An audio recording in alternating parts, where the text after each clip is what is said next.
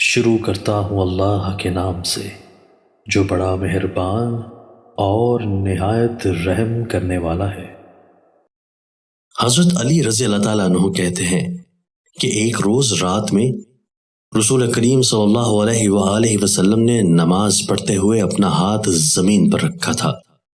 کہ اس ہاتھ کی انگلی میں بچھو نے کاٹ لیا۔ آپ صلی اللہ علیہ وآلہ وسلم نے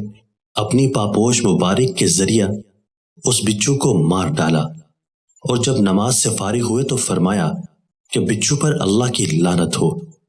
نہ نمازی کو چھوڑتا ہے نہ غیر نمازی کو، یا یہ فرمایا کہ نبی کو چھوڑتا ہے نہ غیر نبی کو۔ اس کے بعد آپ صلی اللہ علیہ وآلہ وسلم نے نمک اور پانی منگوایا اور دونوں کو ایک برتن میں گھول دیا، اور پھر آپ صلی اللہ علیہ وآلہ وسلم اس چیز کو جو برتن میں تھی یعنی پانی اور نمک کو انگلی کے اس حصے پر ڈالتے جاتے تھے جہاں بچھو کاٹا تھا، اور انگلی کو ملتے جاتے تھے، نیز قل اعوذ برب الفلق اور قل اعوذ برب الناس پڑھتے جاتے تھے۔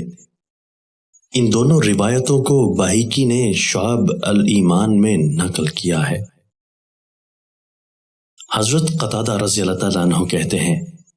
کہ اللہ تعالیٰ نے ستاروں کو 3 باتوں کے لیے پیدا کیا ہے۔ ایک تو یہ کہ ان کو آسمانوں کی زینت بنایا، اور دوسرے شیاطین و جنات کو مارنے کے لیے، اور تیسرے علامات کے لیے کہ لوگ ان کے ذریعہ جنگل و دریا میں اپنا راستہ پا سکیں۔ لہٰذا جس شخص نے ان ستاروں میں ان 3 باتوں کے سوا اور کوئی غرض بیان کی تو اس نے خطا کی، اپنا حصہ ضائع کیا، اور پھر اس چیز میں تکلف کیا جس کو وہ نہیں جانتا، یعنی آسمان کی چیزوں کے بارے میں جو حقوق ہیں ان کا علم قرآن و سنت کے علاوہ اور کسی ذریعہ سے حاصل ہونا ممکن نہیں۔ اور جب قرآن و سنت میں ستاروں کی غرض ان 3 باتوں کے علاوہ اور کوئی بیان نہیں کی گئی ہے تو مذکورہ باتوں کے علاوہ کوئی اور غرض بیان کرنا ایسی بات کا بیان کرنا ہے جس کا معلوم ہونا متصور ہی نہیں۔ اس روایت کو بخاری نے بغیر سند کے نقل کیا ہے، اور رزین کی روایت میں یہ الفاظ ہیں کہ اس نے اس چیز کا تکلف کیا جو اس کو کوئی فائدہ نہیں پہنچاتی، اور اس چیز میں تکلف کیا یعنی اس چیز کو جاننے کا دعویٰ کیا جس کا اس کو علم نہیں ہے، اور اس چیز میں تکلف کیا جس کے علم سے انبیاء اور فرشتے عاجز رہے ہیں۔ ربی نے یہ الفاظ بھی نقل کیے ہیں کہ قسم ہے اللہ کی، اللہ تعالیٰ نے ستارے میں نہ تو کسی کی زندگی یعنی پیدائش مقرر کی ہے، نہ کسی کا رزق یعنی مال و جا وغیرہ، اور نہ کسی کی موت۔ اس کے سوا اور کچھ نہیں کہ کہن اللہ تعالیٰ کے بارے میں جھوٹی افطرا پردازی کرتے ہیں،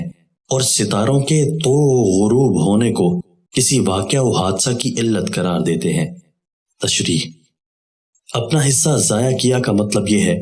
کہ اس نے اپنے آپ کو اس طرح لا یعنی باتوں اور بیکار امور میں مبتلا کیا کہ جن کا کوئی فائدہ نہ دنیا میں حاصل ہوتا ہے اور نہ آخرت میں حاصل ہونے والا ہے۔ اس طرح اس نے گویا اپنی عمر عزیز کا قیمتی حصہ گنوایا۔